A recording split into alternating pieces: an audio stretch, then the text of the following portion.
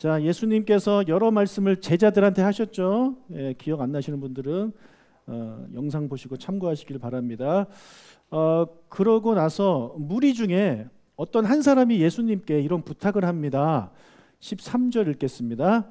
무리 중에 한 사람이 이르되 선생님 내 형을 명하여 유산을 나와 나누게 하소서 하니. 자, 당시에 유산 상속은요, 형이 제일 첫 번째 형이 동생들보다 2배를 받았습니다. 그래서 형제가 2명이라면은 큰 아들이 3분의 1을 받았고, 그다음에 둘째 아들은 3분의 1을 받았습니다. 제가 지금 태어난 게 얼마나 다행인지 모릅니다. 그런데 이 사람의 형이 3분의 2 이상을 가져갔던 것 같아요. 그래서 이 사람 둘째 동생 입장에서는 억울한 거죠. 3분의 1 받는 것도 억울한데 그것도 형이 더 가져가 버렸기 때문에 억울했습니다. 그래서 예수님께 부탁하는 거예요. 형한테 명령해서 이 유산을 좀 나와 나누게 해달라. 그렇게 이제 부탁을 이제 합니다. 그 형에게 명령해 달라고 부탁한 거로 봐서 형이 그 자리에 있었던 것 같아요. 그러니까 부탁을 하지, 형이 집에 있으면 예수님 보고 형한테 있는 곳까지 가자는 얘기 아닙니까? 말이 안 되죠. 예수님 바쁘신 분인데. 그래서 형이 그 자리에 있는 거예요. 그리고 형이 말하면, 예수님이 말하면 형이 들을 것 같으니까 이런 부탁을 하는 겁니다. 이 형도 예수님을 좋아했던 사람인 것 같아요. 예수님의 대답을 보겠습니다. 14절. 이르시되 이 사람아 누가 나를 너희의 재판장이나 물건 나누는 자로 세웠느냐 하시고. 자, 이 사람은 지금 예수님을 뭐로 보고 있는 겁니까? 재판장이나 물건 나누는 자 정도로 예수님을 보고 있다라고 예수님이 지금 말씀하고 있는 거예요. 지금 말로 다시 번역하면 이런 느낌일 겁니다. 떼인 돈 찾아주는 사람. 형한테 내 재산 뺏겼잖아요, 그죠? 돈 찾아달래 이거죠. 우리 어디 가다 보면 플랜카드 걸려있지 않습니까? 떼인 돈 찾아드립니다. 저도 돈을 좀 떼어봐가지고 전화하고 싶은데 한 번도 한 적은 없습니다. 네, 그냥 잘 먹고 잘 살아라 그러고 이제 말았어요. 자, 이 사람은요, 예수님을 떼인 돈 찾아주는 사람 정도로 생각하고 있는 겁니다. 예수님에 대해서 제대로 모르고 있는 거죠. 그렇다면 우리는 어떻습니까? 우리는 과연 예수님을 제대로 알고 있을까요? 여러분은 예수님을 제대로 알고 계십니까? 어떤 분들은요, 예수님을 어떻게 알고 있냐면 병 아플 때 건강을 주시는 분, 그리고 사업이 잘 되게 해주시는 분, 자녀가 성공하게 하시는 분, 그런 정도로 알고 있는 분들이 있습니다. 만약 우리가 그런 것을 가지고 기도한다면 예수님이 이렇게 말씀하지 않으실까요? 이 사람아 누가 나를 너희에게 복 주는 사람으로 세웠느냐, 이렇게 말씀하지 않으실까요? 여러분, 만약 여러분의 자녀가 여러분을 보면서, 특히 우리 여자분들 보면서 밥 해주는 사람으로 안다면 이렇게 말하지 않겠어요? 아들아, 딸아, 엄마가 밥 해주는 사람이니? 한 번도 이런 말 해본 적 없으신 분 계십니까? 한 번쯤은 다 해보셨을 것 같은데, 그렇죠? 아빠들은 야, 아빠가 돈 벌어오는 사람이냐? 이렇게 한 번쯤은 다 이야기하지 않았을까 싶습니다. 그럼 부모는 어떤 사람입니까? 부모는요, 자녀를 이 땅에 낳아주고 길러주고 양육하고 사랑해주는 사람이 바로 부모입니다. 그 역할을 하는 게 부모예요. 그 일을 하는 것 중에 하나가 바로 밥 해주는 거예요. 그 중에 하나가 자식을 위해 돈을 벌어오는 거죠. 그런데 자식 입장에서 아버지, 엄마를 단순히 밥 해주는 사람, 돈 벌어오는 사람으로 생각하고 있다면 부모가 얼마나 마음이 아프겠습니까? 여러분, 예수님은 어떤 분입니까? 예수님은요, 하나님의 아들이에요. 하나님이시란 말이에요. 그리고 우리를 구원하신 구원자가 되십니다. 메시아가 되시는 분이에요. 그리고 우리를 위해서 기도하시고 아버지에게로 인도하시는 분이 우리 예수님이에요. 그런 예수님이 많은 그 역할을 가지고 많은 일을 하시는데, 그 중에 하나가 병에 걸렸을 때 기도하면 낫게도 해주시고, 자녀를 위해서 기도했을 때 자녀가 잘 되게도 해주시고, 그 중에 하나가 여러 가지 사업이 잘 되게 해준다든지 그런 일을 해주시는 거예요. 그런데 그것이 예수님이 그것만을 하시는 분은 아니라는 거죠. 우리가 예수님을요, 많이들 오해하고 있습니다. 그러다 보니까 어떻게 됩니까? 예수님이 내가 기도하면 내 기도 들어주시는 분 정도로만 생각하고 있으니까 내가 어떤 기도를 간절히 했을 때 들어주시지 않으면 실망하는 거죠. 마치 엄마한테 나 배고파서 밥 달라니까 왜 밥을 안 줘요? 라고 말하는 자녀와 뭐가 다르겠습니까?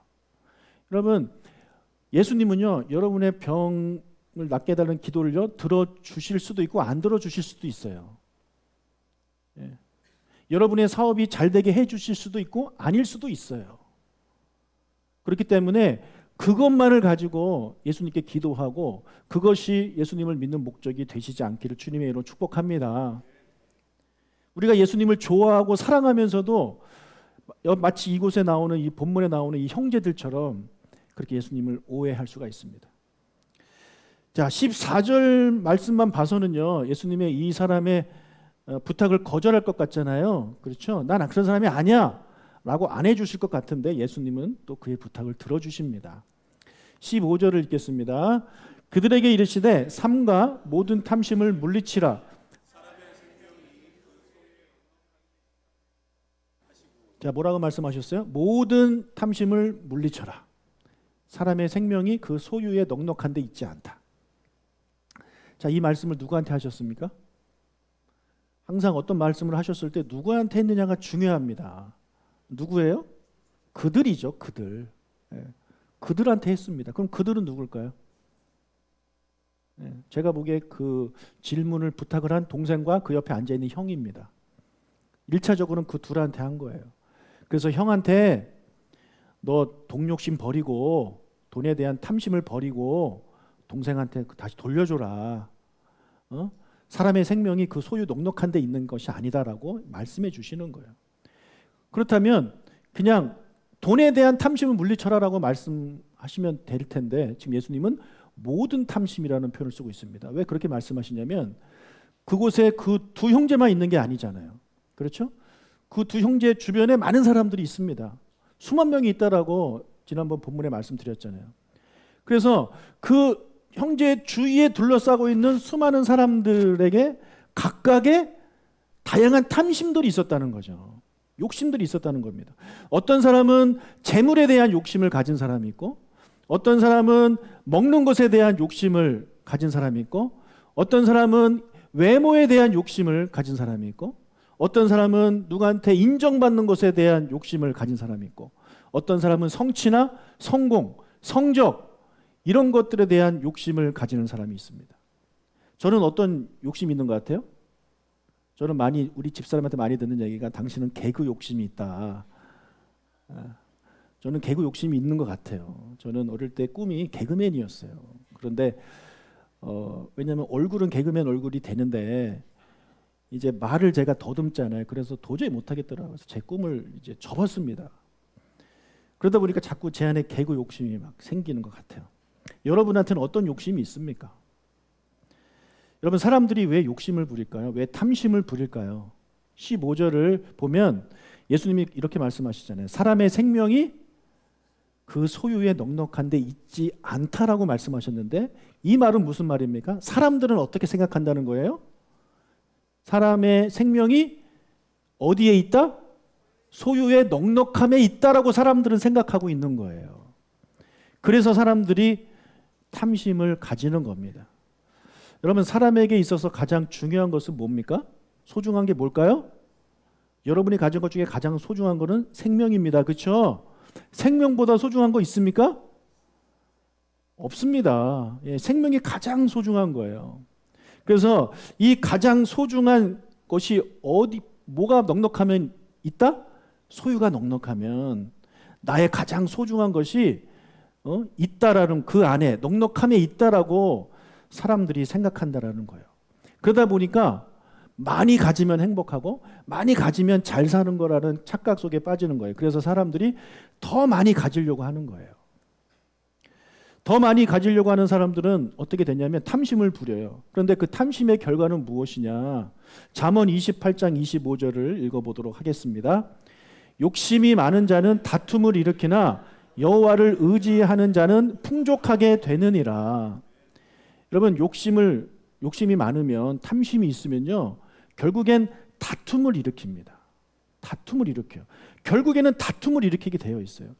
오히려 여호와를 의지하는 자는 풍족하게 된다. 이 말씀은 제가 뒤에 말씀드릴 테니까 이 잠언 말씀 꼭 기억해 주시기 바랍니다. 자, 이 형제의 형도요, 재물에 대한 욕심 때문에 지금 동생과 다투는 거 아닙니까? 이 사람이 욕심을 부리지 않았다면 형제끼리 싸울 일이 뭐가 있습니까? 유산을 받았으니 받은 유산으로 행복하게 살면 되죠. 근데 욕심 때문에 다툼이 일어나는 것입니다. 여러분의 가정에 그럴 일이 없기를 바라지만 혹시 부모와 자녀 간에 다툼이 일어나고 있다면 그 이유는요, 아마도 부모가 부린 욕심이나 또는 자녀가 부린 탐심의 결과일 가능성이 큽니다. 우리는 살다 보면 점점 욕심을 부리죠. 더 벌고 싶고, 더 가지고 싶고, 더 예뻐지고 싶고, 더 놀고 싶고, 더 좋은 차 타고 싶고, 더 좋은 대학에 들어가고 싶고, 더 좋은 직장을 갖고 싶고, 더 좋은 사람을 만나고 싶고, 이런 욕심이 살다 보면 생기지 않습니까? 이런 욕심 때문에 결국에는 다른 사람들과 다툼이 일어나게 되는 거예요. 재물을 가지고 한번 예를 들어보도록 하겠습니다. 여러분, 우리 열심히 사는 것이 옳습니다. 아멘? 우리 그리스도인은 열심히 살아야 돼요. 열심히 살아야 돼요. 그러나 열심히 살되 현재에 만족하면서 열심히 살아야 돼요. 열심히 살면서 내 현재의 수입에 만족하지 못한다면 우리가 어떤 생각을 하냐면 내가 여기서 더 벌면 난 더 행복할 것이다. 내 통장에 돈이 더 들어있으면 나는 행복할 것이다. 이런 생각들을 우리가 하게 된다면 어떻게 하겠습니까? 열심히 일을 하겠죠. 열심히 일을 한다는 얘기는요, 내가 뭔가를 포기하고 뭔가를 희생시켜야 된다는 거예요. 왜냐하면 우리의 삶은요 24시간으로 정해져 있습니다. 그렇죠? 일하는 시간이 정해져 있어요. 근데 그 일하는 시간에 내가 더 벌기 위해서, 더 열심히 살기 위해서 그 시간을 더 쓴다면 결국에 어떤 시간이 희생되는 겁니까? 가족과 보내는 시간이 희생되는 거예요. 내 건강을 유지해야 되는 시간이 거기서 이제 희생되는 거예요. 이렇게 뭔가 희생하게 되어 있는 것입니다. 많은 부모님들이 이제 자녀가 태어나면 또는 자녀가 태어나기 전에 돈을 열심히 벌려고 합니다. 왜 그럽니까? 자녀를 위해서. 우리 아이 좋은 학교 보내고, 좋은 옷 입히고, 좋은 유치원 보내고, 그래서 기죽지 않게 하기 위해서 부모님들이 열심히 일하지 않습니까? 그러다 보니까 어떻게 합니까? 아이가 잘 때 출근했다가 아이가 잘 때 퇴근하는 아빠가 얼마나 많습니까? 엄마도 그런 엄마가 있는 것 같아요. 아이와 함께하는 시간을 다 포기해버리고 그 시간을 다 희생해버려요. 그리고 아이들의 행복한 미래를 위해서 아이들과 지금 함께하는 현재를 다 포기해버립니다. 여러분, 그렇게까지 해서 돈을 더 벌게 되면 과연 행복해질까요? 과연 행복해질까요? 아이를 위해서 돈은 많이 벌어놨어요. 그러나 여러분의 생각과 다른 일이 벌어지지 않습니까? 어느새 그 귀여웠던 사랑스러웠던 아이는 훌쩍 커버렸어요. 대화도 몇 번 해보지 못했는데 아이는 벌써 컸어요. 사춘기가 왔어요. 나랑 이야기도 안 해요. 나랑 같이 어디 가려고도 하지도 않아요. 그렇게 사랑스러웠던 아이가 이제는 나와의 대화 시간도 없었기 때문에 나를 어려워하고 힘들게 생각하고, 그가 힘들 때 내가 옆에 없어졌기 때문에 아버지를 의지하지 않아요. 아버지를 원망하는 자녀가 얼마나 많습니까? 그러다 보니까 돈은 더 벌었는데 이 돈을 이제 자녀를 쓰고 싶은데 아이들이 함께 해주지 않아요. 아이들과 행복한 시간을 보내지 못해요. 여러분, 이런 거 주변에서 많이 보지 않습니까? 혹시 여러분도 그런 거 경험하지 않았나요? 저도 비슷한 경험을 했던 것 같아요. 아이들이 금방 자라는 거예요. 우리 아이들 옛날 사진 보고 옛날 영상 보면 너무 안타까워요. 이때 내가 더 얘기해주고 더 사랑해주고 더 감싸줄 거예요. 그나마 저는 그 당시 아이들이 어릴 때 유학을 좀 하고, 특히 기쁨이 어릴 때 유학을 했기 때문에 그래도 직장 다니는 아빠들보다는 그 시간을 같이 이제 했단 말이에요. 그러나 제가 한국에 돌아와서 부목사 하면서 새벽 기도부터 나가가지고 밤늦게까지 이제 사역하다 돌아오면 우리 한결이 희원이는 맨날 자고 있고, 주일날도 저는 목회하고, 월요일은 축구하러 가고, 건강을 위해서 축구하러 가고, 그러다 보니까 아이들이 훌쩍 자라버렸어요. 그러나 감사하게도 우리 아이들이 참 잘 자라줘서 저는 하나님께 너무 감사해요. 여러분, 탐심이 무서운 게 바로 이겁니다. 욕심이 무서운 게 이거예요. 정말 중요한 것을 내가 희생하게 만들어요. 우리는 미래를 위해서 이것이 중요하다고 생각하는데 여러분, 그 미래가 여러분한테 여러분이 생각하는 대로 그 미래가 온다는 보장이 있습니까? 없습니다. 그러나 현재는 보장되어 있어요. 확실한 현재는 우리가 다 포기해버리고 불확실한 미래에 우리가 투자함으로 말미암아 현재 행복을 다 날려버리는 어리석은 행동을 우리가 하고 있다라는 거예요. 속고 있는 거죠. 우리가 사탄한테 속고 있는 거예요.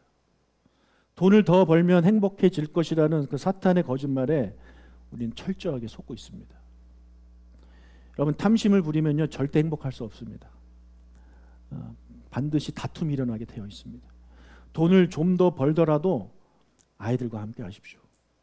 돈을 좀 덜 벌더라도 가족과 함께하는 그런 여러분들이 되시길 주님의 이름으로 축복합니다. 예. 아마 어르신들한테 여쭤보면 이 말씀 크게 공감하실 거예요. 여러분은 어떻습니까? 여러분은 탐심을 부리는 사람입니까? 아닙니까? 이 질문에 대한 답을 다음 비유를 통해서 한번 알아보도록 하겠습니다. 한 부자가 있었습니다. 밭이 있었는데 대박이 났습니다. 저장할 창고가 부족할 정도였습니다. 그래서 고민하다가 다음과 같이 결정했습니다. 누가복음 12장 18절 읽겠습니다. 또 이르되 내가 이렇게 하리라. 내 곡간을 헐고 더 크게 짓고 내 모든 곡식과 물건을 거기 쌓아 두리라. 곡식을 거뒀는데 풍년이 들어서 곡식이 너무 많이 나왔어요. 그래서 창고가 부족했어요. 그래서 창고를 헐고 더 크게 져가지고 남는 이 곡식과 물건을 보관해야지라는 생각을 했습니다. 여러분, 이 사람의 생각이 잘못됐습니까? 이 사람의 생각이 탐심이라고 생각하시나요? 19절. 또 내가 내 영혼에게 이르되 영혼아 여러 해 쓸 물건을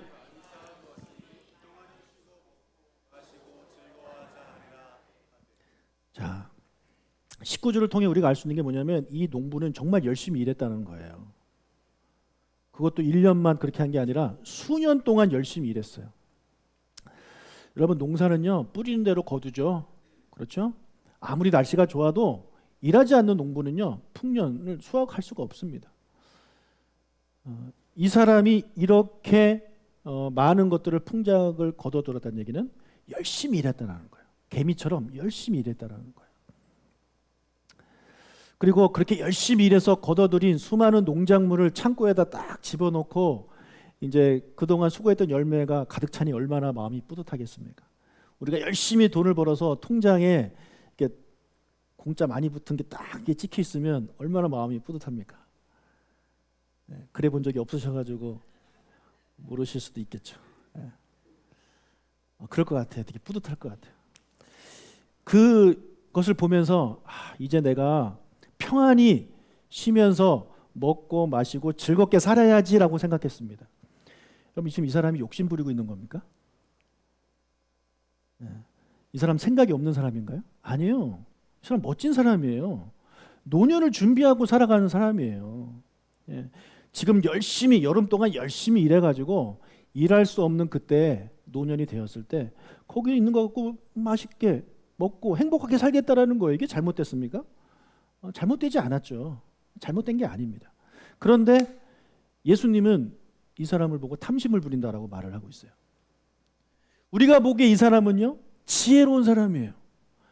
여러분의 남편이 이랬으면 좋겠죠. 그죠? 일 열심히 해가지고 통장에 돈 막 이렇게 쌓아두고 여보 우리 나 60살에 은퇴해가지고 우리 이 돈 가지고 해외여행 다니자 그러면 여러분 얼마나 좋겠어요? 그렇죠? 멋진 사람 아닙니까? 이런 남편을 다 만나시길 축복합니다. 네. 그런데 하나님은 이 사람을 보고 어리석은 자라고 그래요. 20절 하나님은 이르시되 어리석은 자여 오늘 밤에 내 영혼을 도로 찾으리니 그러면 내 준비한 것이 누구의 것이 되겠느냐 하셨으니. 자, 이 사람에 대한 평가는 하나님의 평가는 우리와 너무 달라요. 어리석대요. 바보 같대요. 왜 이 사람을 어리석다고 하셨습니까? 20절에 보면 오늘 밤에 내가 너의 생명을 도로 찾으면 내가 너의 목숨을 가져가면 너가 그동안 이렇게 창고에 쌓아둔 것들 써보지도 못할 텐데 무슨 이렇게 쌓아둔 게 무슨 소용이 있겠느냐라는 말씀인 거죠. 자, 그렇다면 이런 질문을 할 수 있죠. 목사님, 그러면 그리스도인들은 노년을 위해서 저축도 하지 말아야 됩니까? 라는 말을 할 수 있습니다. 아닙니다. 잠언 6장에서도 분명히 말을 했어요. 개미를 본받아라. 여름 동안 열심히 일해서 일할 수 없는 그 겨울에 그거 갖고 살 수 있도록 열심히 일해라라고 분명히 말씀하고 있단 말이에요. 따라서 열심히 일하고 남은 곡식을 저장하기 위해서 창고를 증축하고 그렇게 하는 건 바보 같은 생각이 아니고 잘못된 생각이 아니고 비성경적인 생각이 아닙니다. 그거는 성경에서 분명히 말을 하고 있는 거예요. 그렇다면 왜 예수님은 이 부자를 어리석다라고 하셨을까요? 그 이유는요, 이 사람이 남은 여생을 위해서는 잘 준비했어요. 그러나 남은 여생보다 훨씬 더 비교 안 될 만큼 훨씬 더 중요한 죽음 이후의 삶은 준비 안 했다라는 거예요. 그래서 어리석다라는 거예요. 만약 이 사람이 이렇게도 하고 죽음의 이후의 삶도 준비했다라면 이 사람은 예수님한테 착하고 충성된 종이라는 칭찬을 들었을 것입니다. 그러나 이 생의 삶은 열심히 준비했는데 죽음 이후의 삶, 영원한 삶에 대해서는 전혀 준비하고 살지 않았기 때문에 그래서 어리석다고 하는 거예요. 21절을 보겠습니다. 자기를 위하여 재물을 쌓아두고 하나님께 대하여 부요하지 못한 자가 이와 같으니라. 이 사람은요, 자기를 위해서, 즉 이 생을 위해서는 재물을 열심히 쌓아뒀어요. 자기 집의 창고에 열심히 쌓아뒀단 말이에요. 그러나 하나님을 위해서는 그렇게 하지 않았어요. 하늘 창고에는 아무것도 쌓아두지 않았어요. 하늘 창고가 텅텅 빈 거예요. 이 세상에서 영원히 살 거 아니잖아요. 죽음 이후에 어딘가 갈 텐데 그곳에서 먹고 살 게 있어야 되는데 이 사람은 그걸 전혀 준비 안 했다는 거죠. 이 사람은요, 이 생의 삶을 위해서 이렇게 잘 쌓아둔 것처럼 준비를 잘한 것처럼 그거보다 더 중요한 죽음 이후의 삶도 잘 준비해야 했습니다.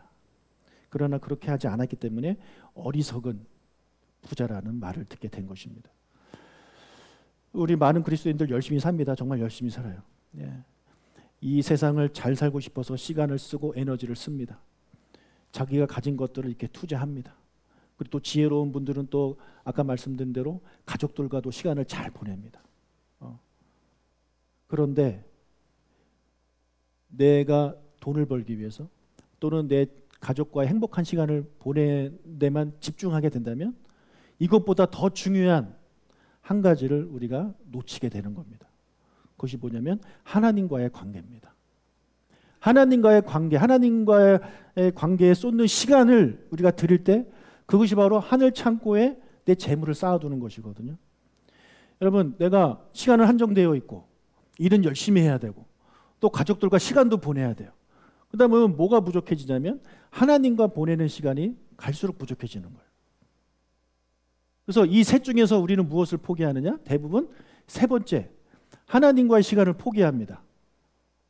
제일 포기 못하는 게 돈 버는 시간이고요. 그 다음으로 포기 못하는 게 가족과 보내는 시간이고 제일 쉽게 포기하는 게 하나님과의 시간이에요.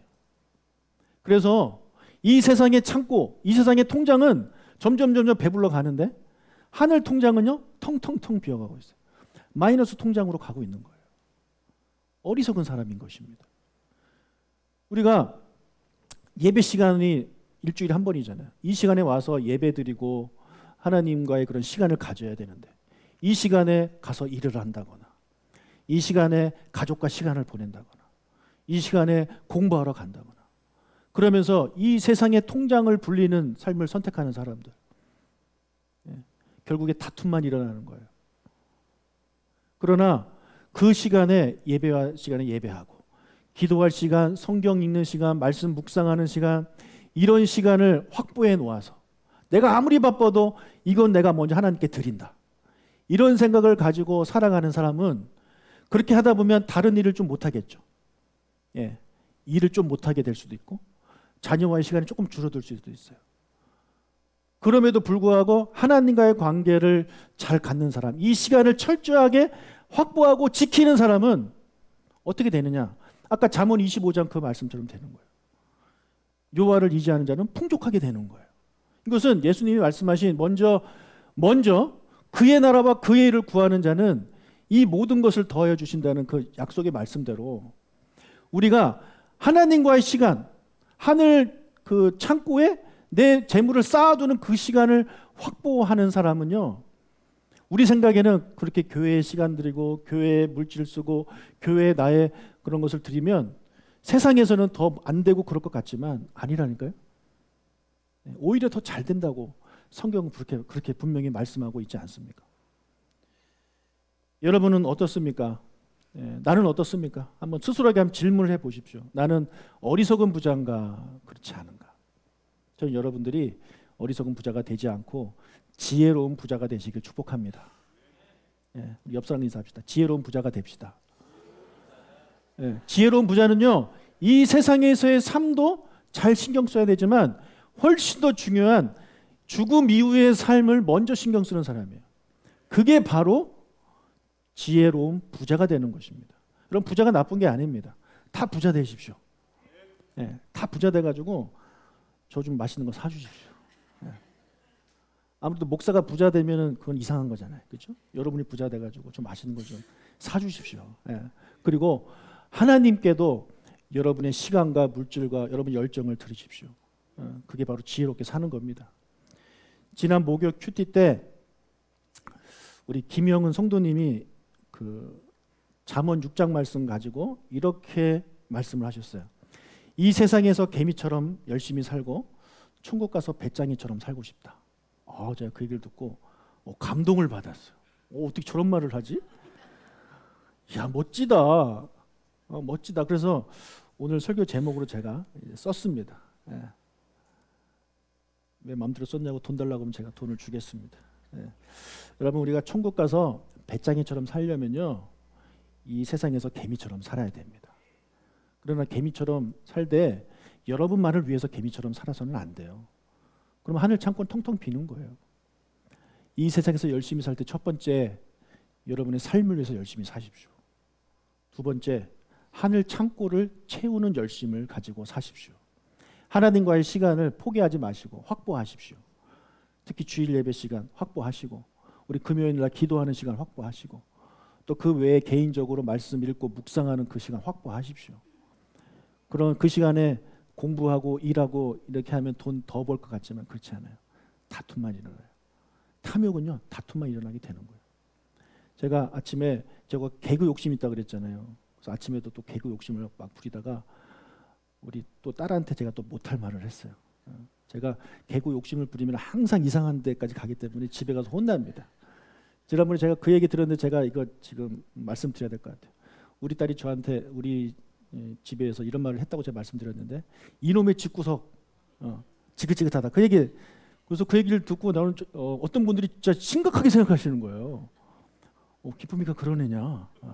근데 그게 아니라 제가 다 잘라먹고 대충 얘기했는데, 기쁨이가 이렇게 우리 집에 걔도 개그 욕심이 있거든요. 그래서 개그를 막 하는데 안 받아주는 거예요, 우리가. 그러니까 안 받아주니까 이놈의 집구석 지긋지긋하다라는 거예요. 근데 제가 쏙 빼먹고 그냥 그 얘기만 해가지고 사람들이 기쁨이 이상하게 생각할 것 같아서 저한테 뭐라고 해서 제가 지금 1년 지난 것 같은데 1년 만에 제가 지금 이야기합니다. 아무튼 개그 욕심 있는 사람들은요 항상 그 다툼이 일어나요. 그래서 제가 오늘 아침에 일부 예배 때도 그렇게 했다가 이 말씀이 지금 나한테 주는 말씀이구나. 욕심 부리면 다툼이 일어납니다. 여러분, 욕심 부리지 마시고요, 만족하세요. 그러면서 열심히 사세요. 그리고 하나님과의 그런 관계 최선을 다하여 살아가시기를 주님의 이름으로 축복합니다. 그래서 이 세상에서 열심히 개미처럼 사시고요, 저 천국 가서 배짱이처럼 사십시오. 그럼 배짱이는 뭐 하는 동물로 나옵니까? 개미와 배짱이에서 기타 치고 노는. 그래서 제 옛날 별명이 배짱이었습니다. 기타만 친다고 그래가지고. 생긴 것도 배짱이 좀 생겼고. 그런데 여러분, 우리가 천국 가면 무엇을 합니까? 예배 드리잖아요. 그렇죠? 배짱이의 삶이 그거예요. 천국 가서 일하지 않고 하나님을 찬양하고 노래하고 그런 삶을 사는 게 바로 배짱이의 삶입니다. 그래서 오늘 말씀을 꼭 기억하셔서 이 세상에서 개미처럼 열심히 여러분을 위해서, 하나님을 위해서 사시고 저 천국 가서 배짱이처럼 사시는 여러분이 되시길 주님의 이름으로 축복합니다.